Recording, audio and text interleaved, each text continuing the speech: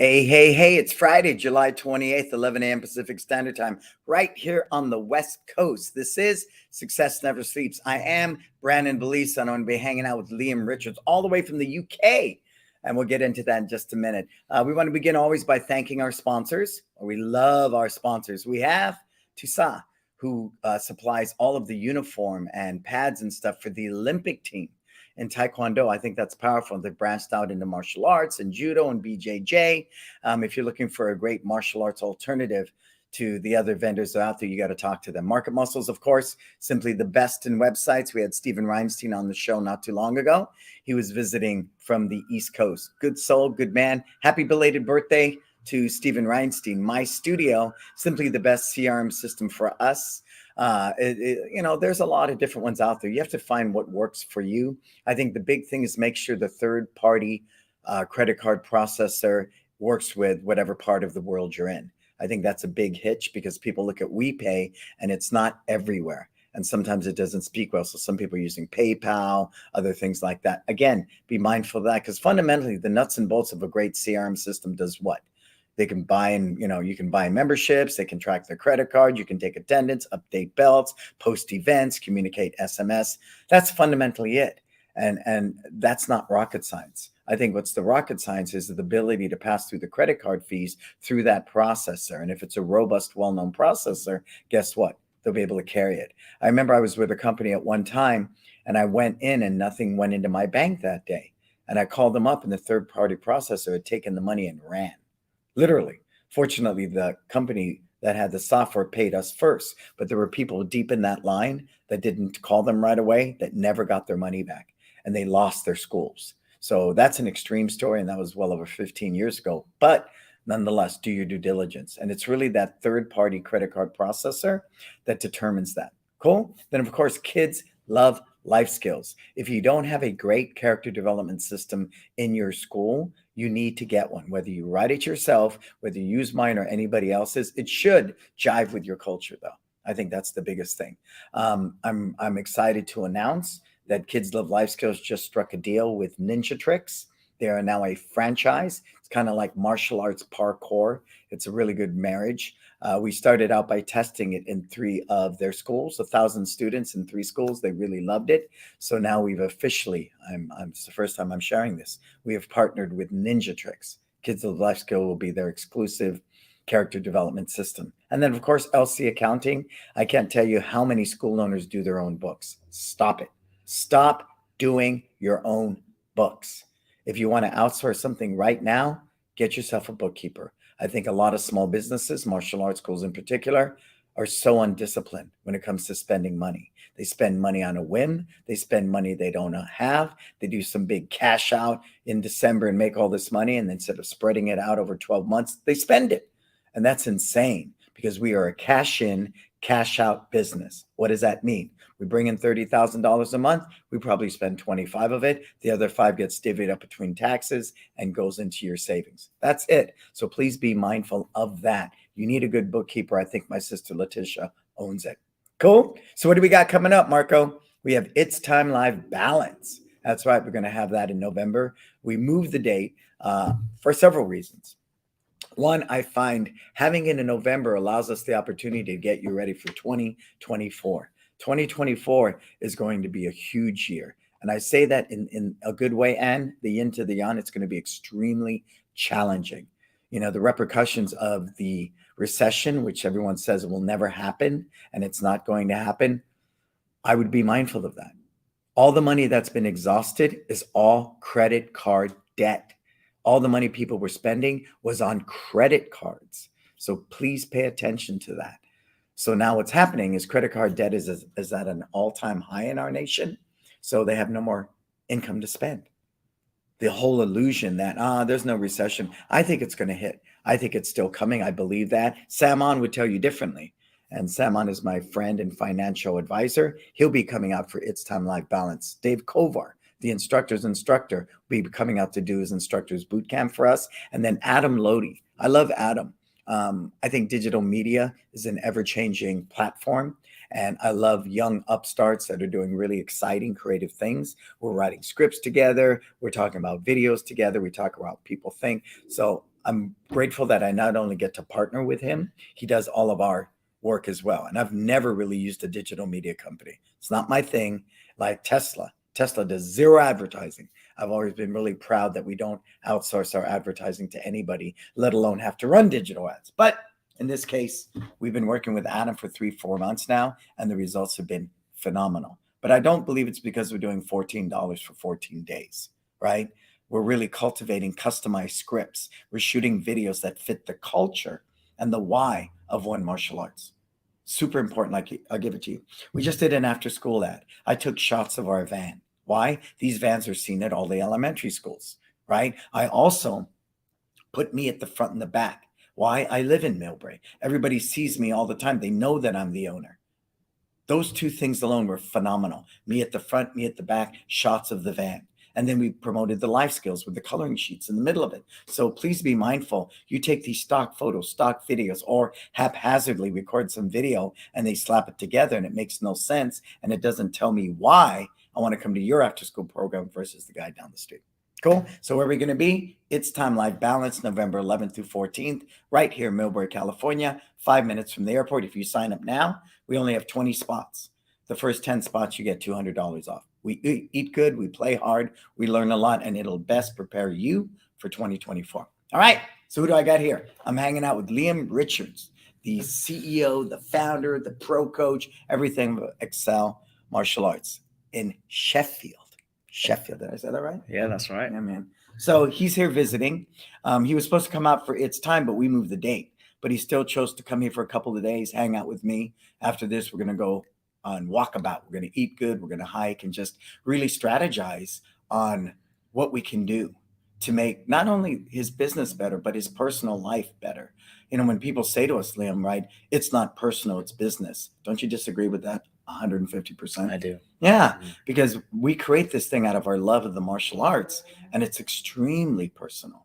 It's extremely personal. So give them your story. How'd you get into this? How did it all start? And when did you decide to, I know you own this one property with Excel that you're now going to build out and have other units to rent to people, which I think is smart passive income. You also own the other building, correct? That you're trying to lease out. Yes. Yeah, somebody said, did he close his school? I said, no, that's his other. So I think Liam as an entrepreneur has done this really, really well. I'm going to let him tell you, but fundamentally, he not only owns the buildings, his business is within the building. Cool. So how'd you get all started in this? What made you want to do this? Okay, starting in martial arts, I started when I was 7 years old, inspired by the Power Rangers. That's what got me into martial arts. And I was also starting to experience some bullying at school. So my parents were really supportive. They thought it would really help me with my confidence. And then I started martial arts, really took to it very quickly, decided I set my goal a black belt, trained really hard, started competing. I remember my first competition, I was an orange belt after training for maybe 6 months. And my instructor put me in there, and it was supposed to it was a big competition for my first one.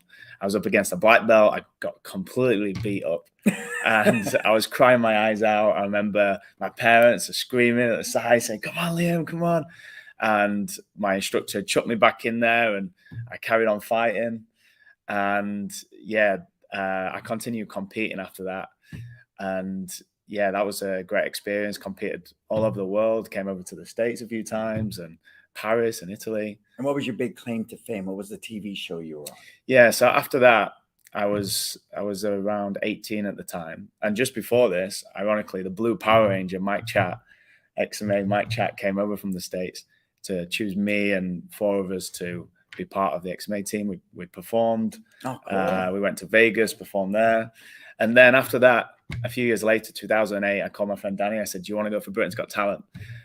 Maybe it'll be a cool experience. It'll be fun. We might get shown on TV. And he said, yeah, let's do it. So we auditioned for that, got through each round. We made it through to the final of Britain's Got Talent in 2008, the strike.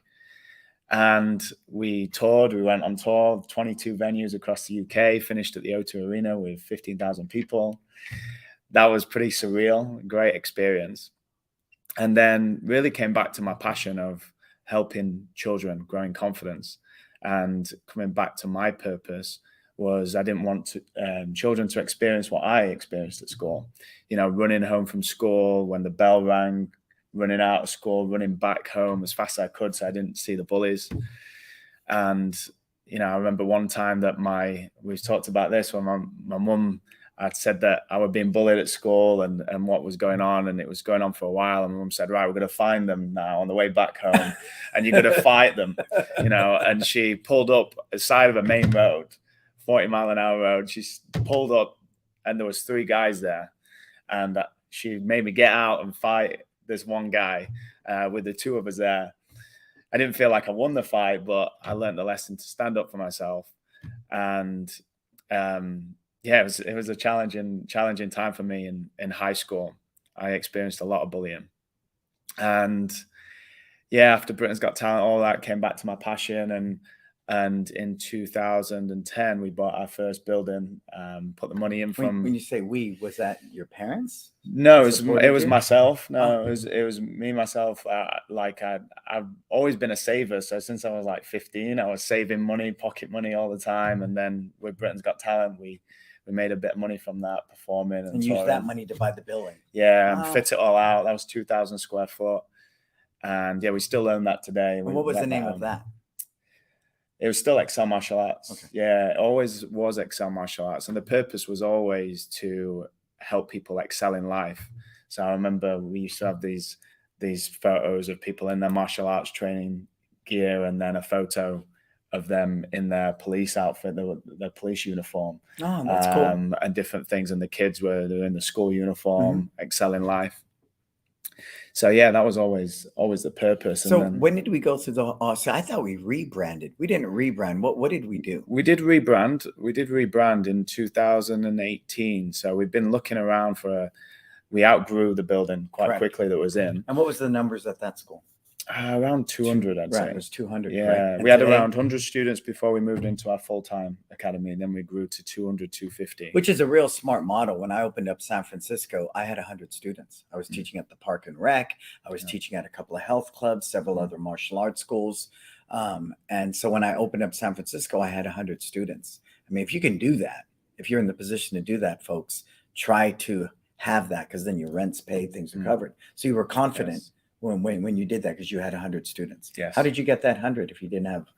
We were running classes out of gyms and school halls. There you go. Just like us, right? Yeah. Which is very popular in Europe. I was talking to a guy the other day that has 3,000 students across 58 different health clubs and things of that nature. He actually goes into the health club and says, we'll put in this martial arts program so your parents can work out. And this is what we charge, and we'll kick you back this amount of money. So it works really well in Europe. It's a lot of work for me to do that, but it's one way to go. So then we fundamentally moved to a new building and we rebranded. So how did you, the name was there, but what do you think lacked in the name that didn't make it a brand? It was more the supporting colors, and what we did was I designed the logo myself because I did graphic design at college, and the X of the Excel, we rebranded that and we used the X to create chevrons, like arrows, and the idea of progress and moving forwards. Right. So that really communicated that. The colors we changed. We used a darker blue, and we used pink sometimes, and we had a lot of different designs. So we made it this cyan blue color that we felt was, energizing yet calming, and about, confidence, the color of confidence. And then we also used yellow, which also brought the energy of positivity. And also for me, it communicated like martial arts with the Bruce Lee sort of yellow color. Oh yeah, from Game of Death. And I think that's important when we talk about branding, the psychological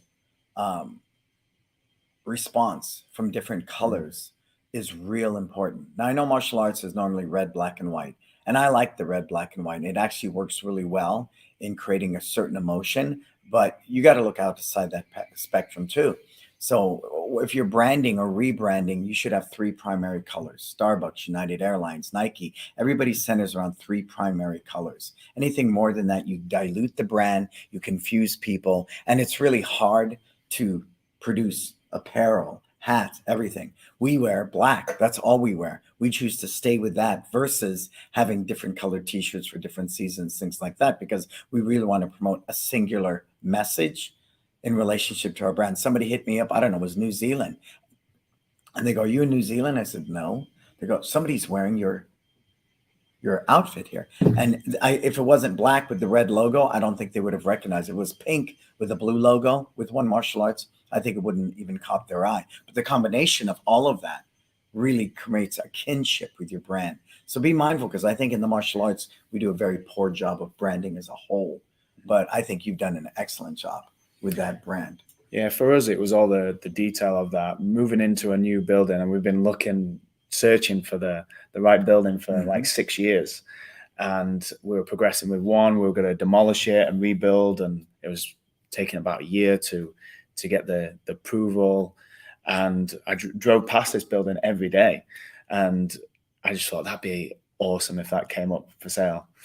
And the next week it did, and it was so much bigger than what I was looking at. So much bigger. Like, it was over 20,000 square foot. We were looking at 6,000 square foot.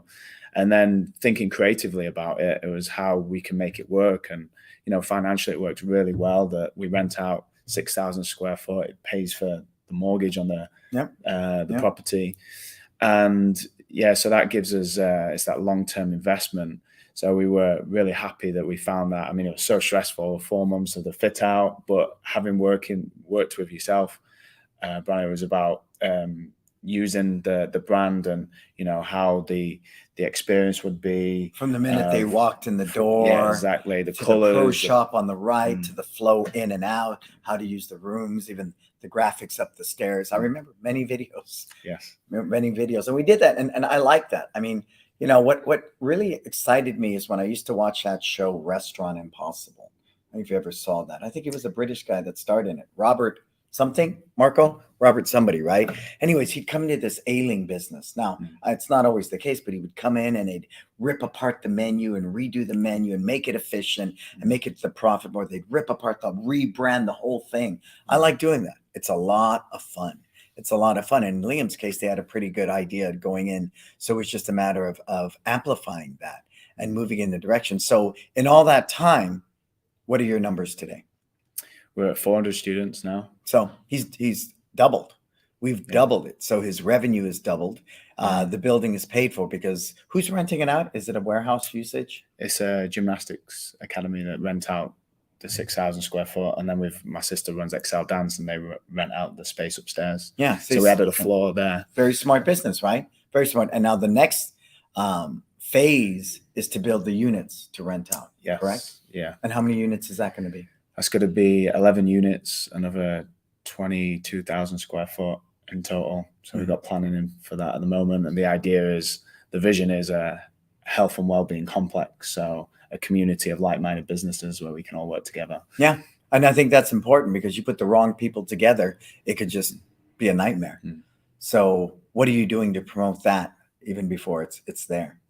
Yeah, well, we'll be getting CAD drawings. We'll be doing banners on the signage. We'll be doing that. I've been told not to do that too early because the demand of those units. We need to be doing it 6 months before. So it's a long process. It's a long process with architects. What do you mean, the demand for those units?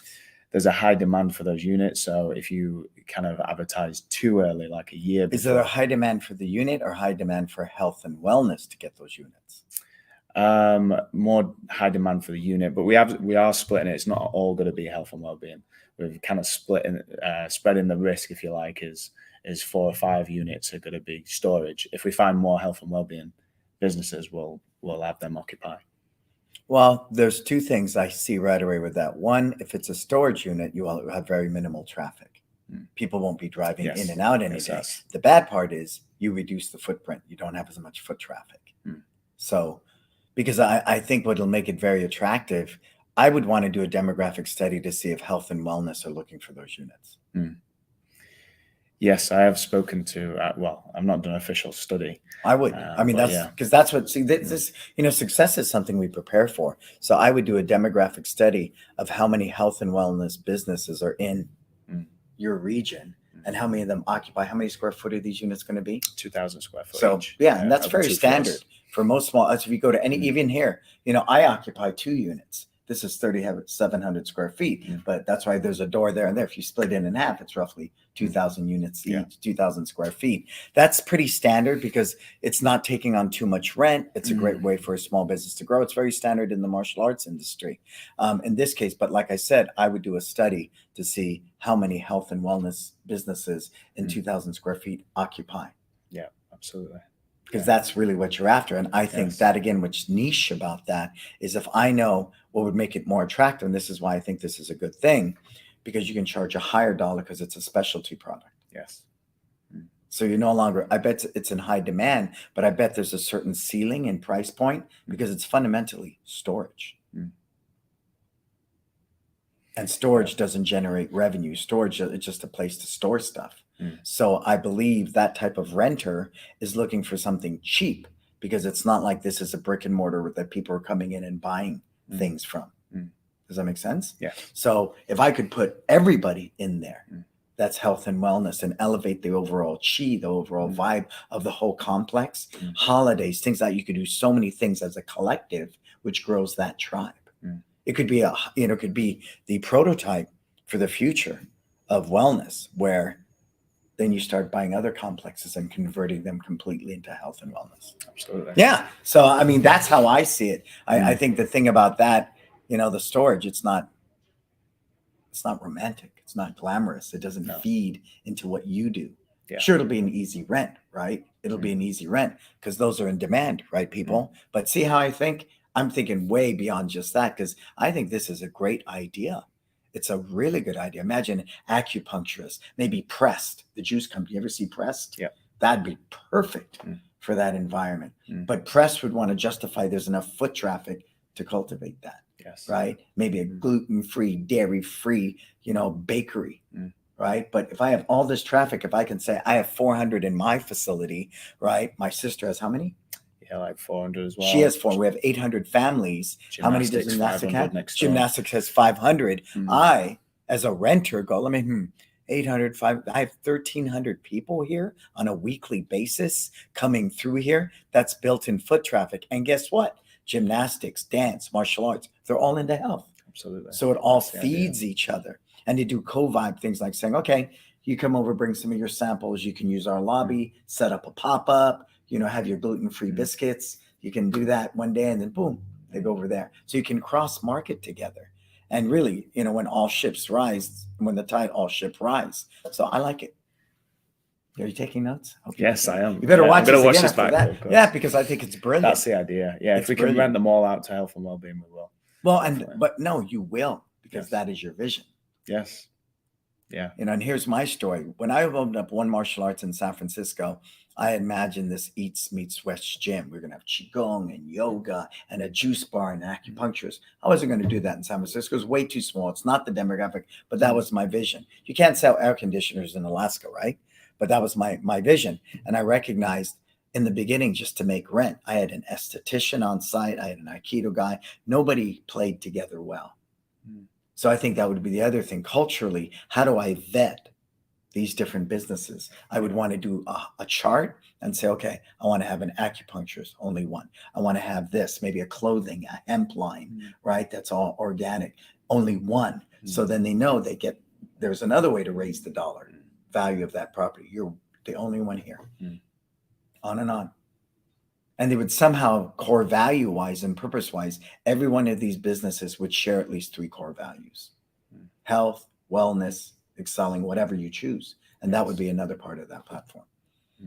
Even right down to how I decorate. When you drive into this facility, what can we do to elevate that chi? Would I bring in a feng shui master and have him correct the chi and create a flow of the parking lot in and out, the placement, the directions, everything matters.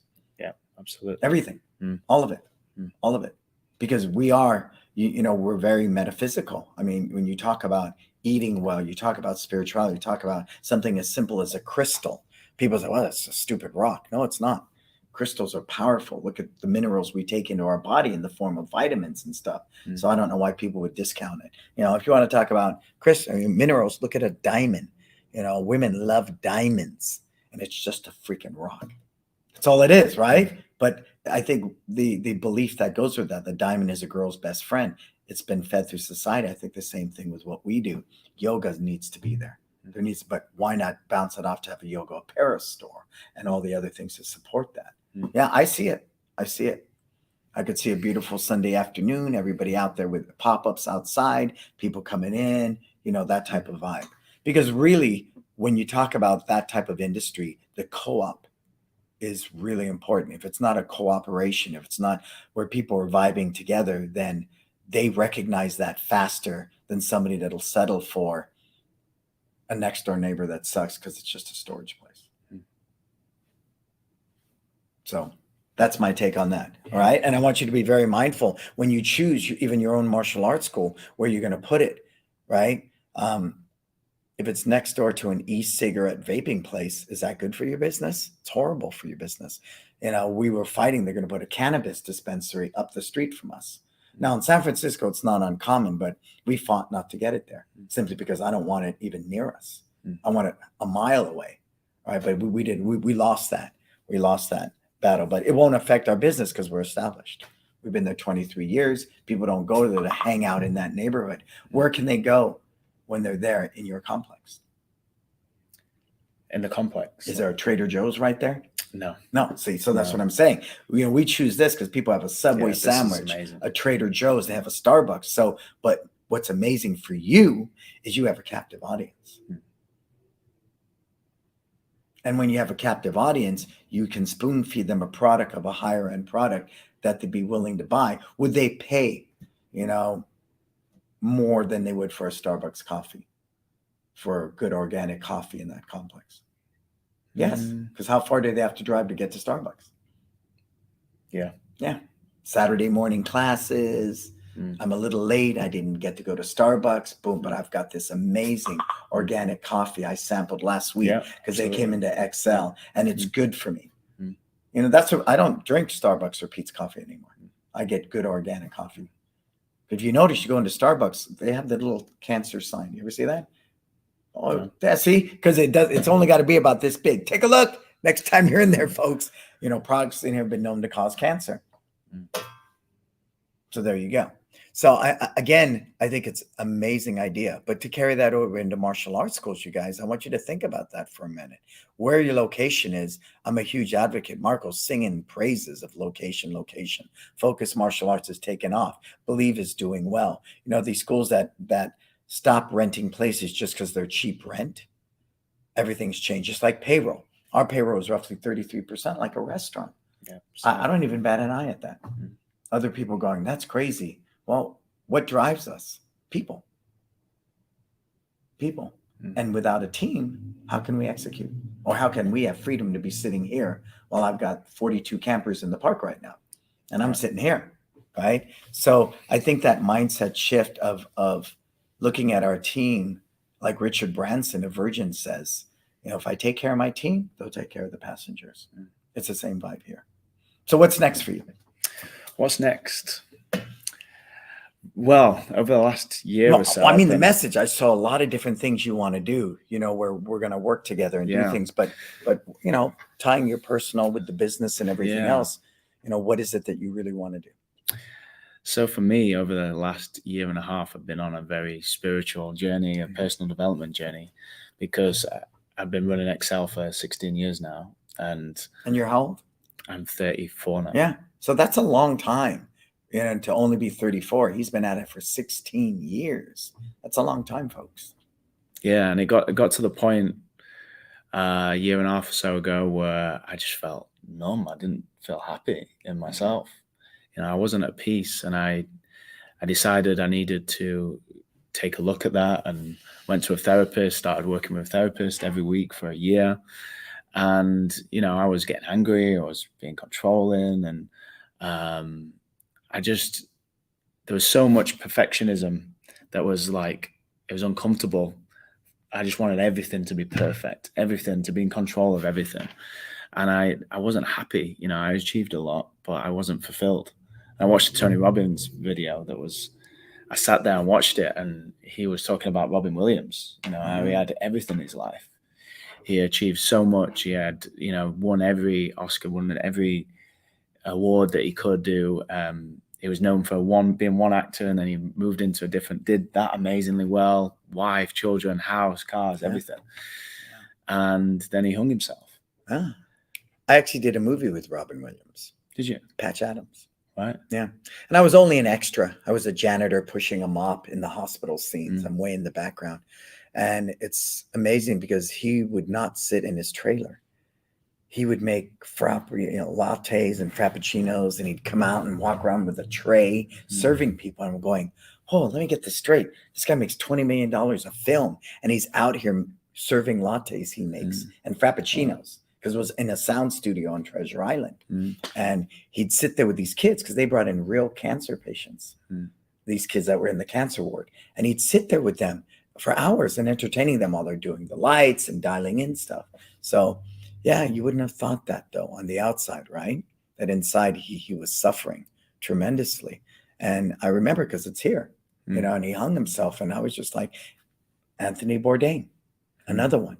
So I feel you. I'm going to tell you, martial artist, macho man, I've been through 5 years of therapy. If I feel the need, me and my wife are going to get into some communication therapy. You're not weak. You're smart. You're smart. A therapist is trained to help you. Don't think because you're a black belt, and I think that's one of our albatrosses. I'm a master. I don't need that. No, you need to learn digital media. You need to learn how to budget. You need to learn how to write a business plan. You need to learn how to communicate. And if you need a therapist, please get into therapy. I love it. Yes. Les Brown says, doesn't he? He says, ask for help, not because you are weak, but because you want to stay strong. And I watched this video, and he talked about never mistake achievement for fulfillment. And I bawled my eyes out. I cried my eyes out at that because I felt like I achieved everything. From the outside, I had everything. I felt like I should have been happy. And I wasn't. And it began this journey of looking within myself. And you really helped me with that. Yeah, we've spent many hours. Hours. But see, it's a kinship though, Liam, because I remember my aha moment was standing on a stage singing to 10,000 people. I was living in a private subdivision, 6-bedroom house, #1 song in the Philippines. And I was standing on the stage singing, and I felt so alone. I'm going, whoa. And I couldn't connect with anybody because I couldn't connect with me. And although all these people loved my music, and I had all these fans, and, I had this entourage of people, I needed more people. The more people I hung out with, the more it amplified just how alone I was. The more successful I was, the more it amplified that. Now, we're not Jim Carrey, but he said that, you should be as rich and famous as I've been to know that money and fame doesn't buy you that fulfillment that Tony Robbins was talking about. It was also a big thing was expectations. I remember I did a Tony Robbins event, Date with Destiny. It was incredible. It was on virtual, and I've been to UPW before a couple of times, live in person. And I wasn't sure if it was going to be the same on virtual, and it was incredible. And one of the exercises, or they showed this scene from a movie, and I can't remember what movie it was, but this teacher in the school, he always had this dream of leading this orchestra and having this huge show across the world, and thousands of shows. And he was a school teacher, and it was coming up to retirement. And he always had this vision, this dream, but he never achieved it. And in his mind, he'd not really done much with his life. But on his very last day, all of his colleagues and his family organized for a lot of his former students to come into the school hall. He walked into the school hall, and there's people there for over his 20-year career or however long. And then there's this orchestra set up on stage. And he walks through, and he gets this huge round of applause, and you see him getting emotional. And it just really, he got that opportunity to lead this orchestra on stage. And it was just like, it's not about how many people you help. Like for me, I thought turning 30, I was like, by this point, I wanted to be a multimillionaire. I expected that I would have 100 locations and all of this. And my expectations were up here, not only of myself, but of people around me. And it caused me so much misery in my life. Yeah. And I watched that, and that really hit me hard, because I was like, I looked at what I had in such a different way. I felt so grateful for what I'd done. And you could see that it wasn't only those people that I helped or that he helped as a school teacher. It was the ripple effect of all those people, all those families. Yes. And I thought, actually, I'm doing an amazing job. I've got to be grateful for where I am right now. Well, I think the key word you keep touching upon is grateful. Yeah. I do a gratitude meditation every morning, and it puts me in the right state of mind before my feet ever hit the floor. And once I go through the things of how grateful I am for what I do have, one, it reduces envy and jealousy, because social media perpetuates that. Every time you pick up your phone, someone's got a green Lamborghini, somebody's, in a private jet, somebody's doing this. And suddenly we get in this, the haves and the have-nots. Comparing. Yeah, comparing. And comparing is a classic example of being ungrateful for what you do have, right? Like, I watched this Apple TV special on Michael J. Fox called Still. If you want to watch something, watch it. I would never want to trade places with Michael J. Fox. There is no way. The current state he's in with Parkinson's and the amount of pain this man goes through, and his courage to fight through that, I'm grateful for what health I do have, right? But people say, I want to be Michael J. Fox. He's a star with all that money, blah, blah, blah. You would not. I mean, they show him very intimately and very candidly. He is in such a place of suffering physically. And I share that with you because I think if we can cultivate a grateful mindset, if we can really practice, because it's just a habit, people, if you can really be grateful for what you have, then you will build upon it. I walk into a school, and if your bathroom's dirty, you're not grateful you have a school. You're not. Well, what do you mean? You're not. You know how many people would die to have a business that's still standing after this pandemic? Go clean your damn bathroom. And people go, oh, what do you mean? It's a habit. It's a habit. It's an exercise of gratitude. And they go, cleaning my bathroom will do that? Yeah. Because everybody who passes through your building, your school, will probably be in that bathroom at one point. So as far as a focal point, and a good selling point is that bathroom. I made a new friend in Mexico, and he's from Italy. And when he was 15, he was getting angry. He used to get really angry, and he didn't know why. And he couldn't turn to his parents because they used to get really angry too. And I turned up on my birthday to this session, Wim Hof breathwork and ice bath. And he was the teacher, but nobody else turned up. They said it would be cancelled. And he said, I would do it for you if you want. And I was like, yeah, amazing. I get a one-to-one lesson with this hypnotherapist, this Wim Hof breathwork coach. And he starts telling me his story.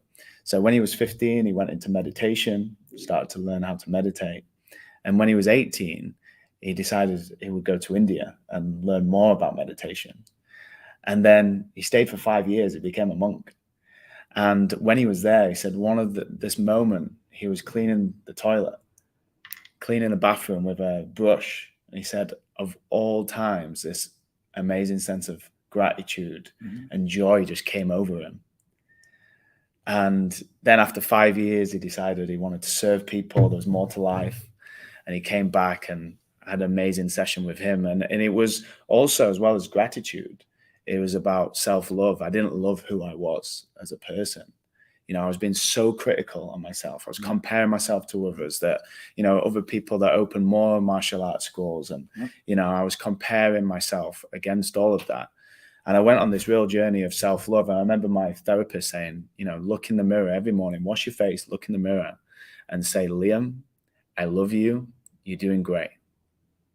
And at first it felt really silly, but I did it every single day. And then I went on this retreat. I created a retreat for myself, some solitude time in Mexico, in Tulum. And I did so many deep healing experiences, like ancestral healing experiences. Like I was doing the work on myself. And I remember halfway into that trip, I looked in the mirror. I came out of the bathroom, looked in the mirror. I was like, Liam, I am at peace now. I feel so at peace. Yeah. And I actually we're looking in the mirror. I didn't say it, but I said it internally. I was like, I feel so at peace. And it's like I found myself all over again. Yeah. And so really I've been on a real journey from like walking out of the house one day, going for a walk, just feeling completely numb, looking over a bridge and thinking, shall I just end this? Yeah. And I would have never have done it, but even that thought entering my mind really scared me. And I thought, I've got to really do something about this right now. Well, I think it's our soul. Our soul is crying out, but we're so conditioned not to do that. And that's what feeds into that victim mindset. I say it all the time. I'm self-centered. And people go, you're so self-centered. Yeah. Yeah. No, you got to be number one. The self is centered. Because if myself is centered, I'm more balanced. I make better choices. I see the world differently. Although someone said to me, you're so full of yourself. Yes. Go, no, yes. I should be full of myself, because if I'm a whole person, I can serve you better, right? But you get two half people, you have a dysfunctional relationship, right? Half a person. So that stereotype that people give you so much negativity, you're so self-centered, you're so full of yourself. It should be the opposite. You should be self-centered. You should be full of yourself, because then you are generally at peace. And that ripple effect, going back to that, if I'm centered, it does ripple out. It ripples out. Like I shared, and I'll share this because I like magic moments. And Ralph's in town visiting from Switzerland. So we're in the back working, and I look out, and there's a young man sitting there. Now I want to pre-frame this. I'm very, very candid about this. My three top guys are out, right? TJ was on paternity leave. And so I was covering for him, teaching 5 days a week for 2 months. And I saw the end of that, right? It was going to be over 2 months. Then Sifu Fiddler got a brain tumor. Gratefully, it's not cancerous, but he's out for a number of months. And then now Sifu Bender fell out of bed. Talk about freak accident. Falls out of bed, nine screws on a titanium plate in the shoulder. So we're down 3 men. I mean, real rock stars. TJ came back, so he's back. We're down 2 really strong people. And then lo and behold, this young man that was here left us during the pandemic. I think it was just, he was burned out. It was way overwhelming. He's sitting there while I'm back there talking to Ralph, and I look out going, what the heck? And I walk out for a few days, gives me a big hug. I love you. I've missed you. I said, me too, sir. What's going on? He talked about a business where he's worked. And I said, well, why are you really here? He goes, I want to come back.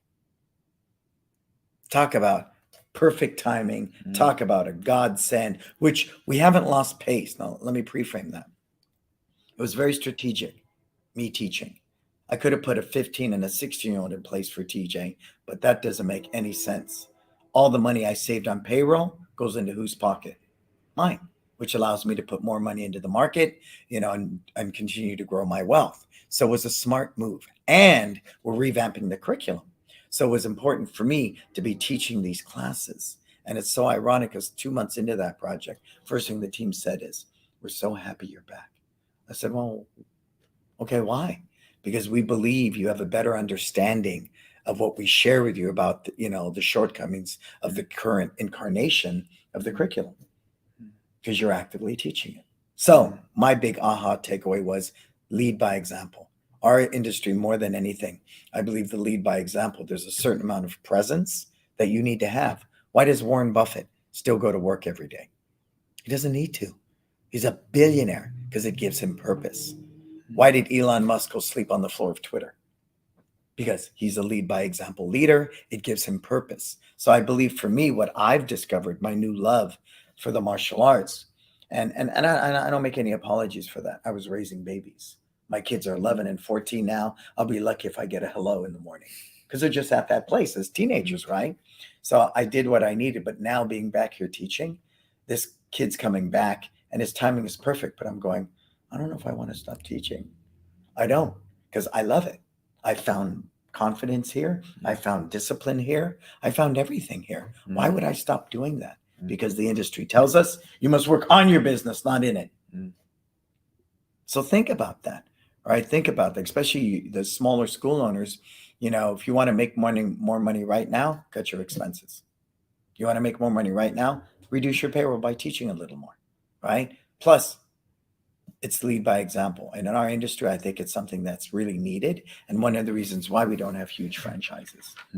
We're still a mom and pop dominant business because I believe it's akin to that. The downside is the mom and pop is personality driven. It lacks systems. So tell them about systems and how that has revolutionized things for you. Oh, absolutely. Because that's all I discuss most of the time. Hey, if you have any questions, put them in there. Any questions? I can't see. I just see names of schools. Okay, good. If you have a question, throw it in there for Liam and I. Yes. So I would say the biggest game changer for us when it came to systems is curriculum and stripes. Curriculum and stripes. So I'm trying to remember when we did this. Well, several years ago. What it was like 1 a.m. We were going over some curriculum. We were redesigning something in your curriculum. You just went ding, ding, ding, ding, ding, ding. Oh, shit, this all makes sense. Yeah. Even the way we hold the pad, what pad to hold, how to do the technique, how to drill it, all of that's systematic. Because if you deliver food consistently, people will come back to your restaurant, right? It was the same vibe here. I think it's not, I don't know if I want to say it's any one moment. I think it's a collective. We're doing that now. We're looking at the curriculum again and how to get black belt curriculum. Right. Yeah. I mean, it's never ending. And Ralph said that. His wife said, I hate it. Every time Ralph gets off a call with you, we hear, well, Professor said, they go, oh no, Professor again. And then they're kids because they know he's going to go down a rabbit hole and begin making that curriculum even better. But we have to do that. And if you're not, committed and dedicated to bettering your curriculum, it'll never happen. So I don't think it's one moment, but share some of those moments. Yeah, so definitely curriculum, splitting up into the different levels, having the stripes. I mean, the stripe system has just revolutionized the way that we communicate with parents and students. Everybody knows where they're at. The teachers know where we're at with each student if they're behind. And yeah, even having the white belts trained separately. Yes. Like we never did that years ago. People. Several years ago, we implemented that as well. That's been a huge contribution, I believe, to our growth as well. That new student experience, the experience of students starting out and making progress and earning their yellow belt, their first belt in class, in their own time, making it a very personal journey. That has been huge for us. And then, so many different things. But I would say those are. Well, now the black belt experience is what. But now we're developing the black belt experience because, our retention of black belts, we retain more black belts now, and it's improved based on other things that we've done with the curriculum and making sure they're learning new things, and they also split off and they're working on a weapon and all those things. But also improving it now is changing the journey from black belt to second degree to third degree, and making that a little clearer. And also they've got their short-term goals with the stripes and starting the new system, how we're going to develop that. And also with the black belt prep classes, how black belts, we're going to split them off and for them to work on specific curriculum for their Dan grades. Yeah, that's something else that we're working on. I think that deep dive, the vision work that goes with, okay, you're a black belt. What happens now? You normally just come to class, they tell you to teach without any training, and then 3 years or 10 years, okay, you're going to test for first dan. Like, well, what happened? But for us, one of the biggest increase in retention was right now you come to class. First week is learn week. Second week is earn week. Over 3 months, you have 6 stripes. Guess what? After you're in the black belt, you come to class. First week is learn week. Second week is earn week. It's business as usual. I think the challenge was saying we're a black belt school and you hype the black belt and do this big slideshow and all of this big grandiose thing it's like the finale. It's the end of the show. I'm going to do a testing here on Saturday with this table, this chair, and that's it. And people criticized me for that. They said, whoa, you're all about the brand and the experience. What kind of bullshit experience is that? I said, no, when you take the bar exam, when you take the medical exam, there's no fanfare. There's no pomp and circumstance. Nobody's running a slideshow of your life in what it took to become a lawyer. You're sitting there in a cold room, taking a test, becoming a lawyer. So we eliminated that. I never saw value in that. I get why people do it. They want to sell you memberships. They want to get the siblings to sign up. I get that. I think it's poorly executed. I don't care how good it looks, what hotel room you're in, what big giant audiovisual multimedia experience you create. You're really discounting the daily work that went into. We come in here every day. I don't have a big multimedia screen. There isn't. So I'm telling you, it's very ill-fated. Our black belt retention is extremely high. We're batting about 90%. You know, there's always going to be that kid, I'm done, I quit, I want to do something else. My own son, once here in his black belt, I said, whatever you want to do, it's up to you. He did soccer and he did basketball. Start both of them. Finally chose basketball, and we nurture that. We fly all over, you know, wherever he's going to a tournament this weekend. So we support that. But I believe a black belt shouldn't be the end. It's actually the beginning. But if you treat it like the finale, the movie ends, that's what they do. They quit. They quit.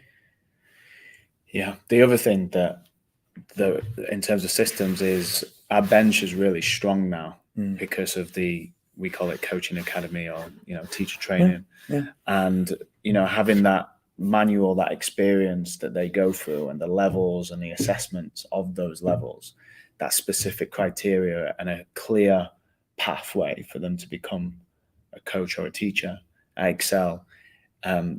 That's really, and the way that we do it now is we do an 8 to 12 week course that's an hour and a half each week, and we work with these future coaches or teachers. And, you know, that's been huge. I mean, we've been doing that for years, but to have that document that you shared with me we created our own of what skills they need to develop at different levels. And just like the journey from white belt to black belt, there's the same journey from being a student to a teacher, with the levels that they go through and the experience that they get. Black belt means you're ready to become a student of martial arts. Absolutely. Absolutely.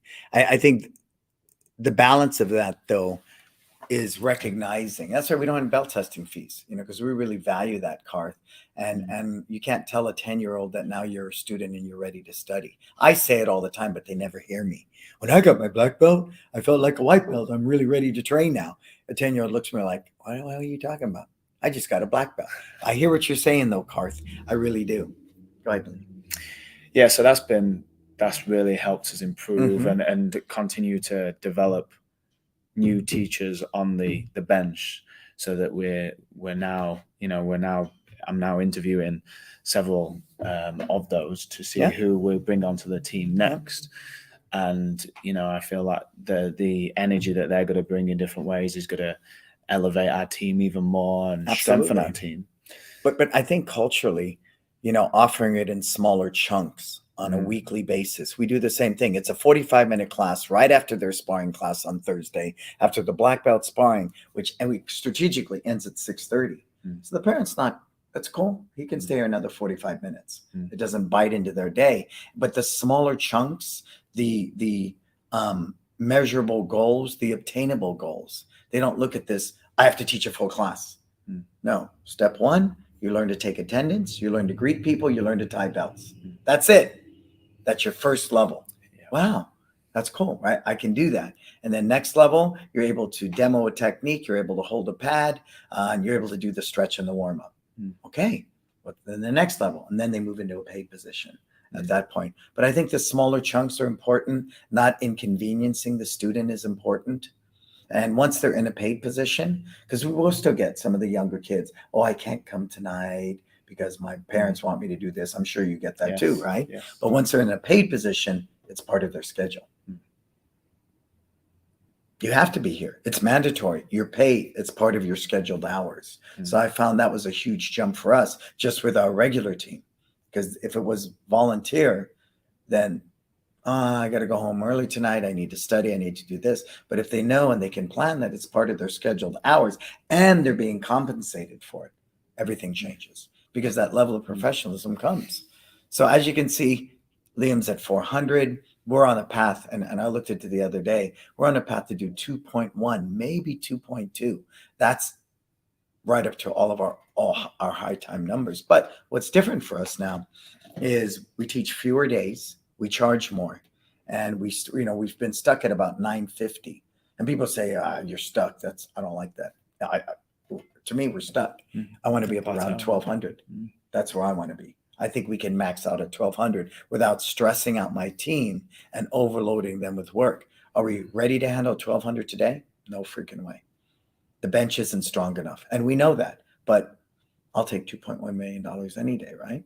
So that's the gratitude thing, right? When I'm needy and greedy, when the undisciplined pursuit of more takes over the core values of our business, when we compromise our self-worth, when we're now just chasing the proverbial carrot, that's when I think we can hurt ourselves. But again, the conditioning, social media, you must 10x it.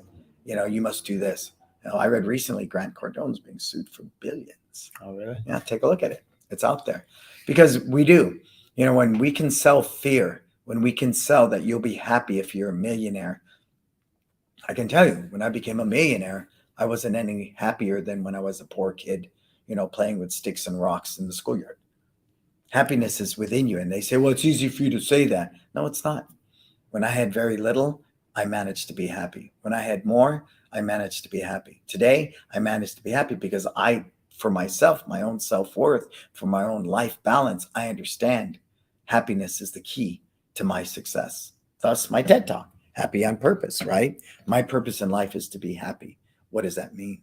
It changes like seasons. It changes from 10 to 20 years to 30. My definition of happiness today at 61 is much different when I was first getting married in my 40s and buying a home and having kids. It's much different. Today it's different, but I think you hit it through our breath. The breath work that you've done, it really teaches you to be fully present. And the present is called the present because it's a gift. And our ability to be present, don't you think you'll teach a class better? Don't you think you'll enjoy cleaning that toilet more? Yeah, it's not what we do, it's why. Since doing that work, I feel like I show up completely different for my team now. I'm so much more present. I'm being able to slow down a little bit and just, have conversations with them and show more interest in their life and their personal life. And yeah, I feel my energy is completely different. In fact, just sitting here talking to you years ago, this would have been much more nerve-wracking for me. But I just feel really calm, peaceful, and I'm really happy doing this. Yeah, and we should be. Yes. All right, we're almost there, folks. You got any questions? Put them in. I know we've given you a lot of good insights.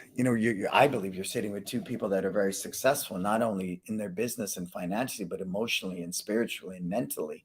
And what good is any of that unless you can enjoy the ride? So I think that's the biggest thing. My big takeaway from today is to encourage people that path of self-discovery is just as important as getting 10 new students.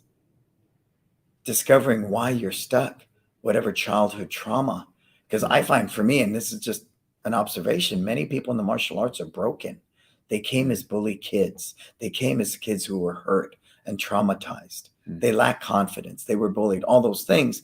So they become better physically as a martial artist and all that. But that deep work, I don't believe that's something I'm going to cure hitting that bag 5,000 times.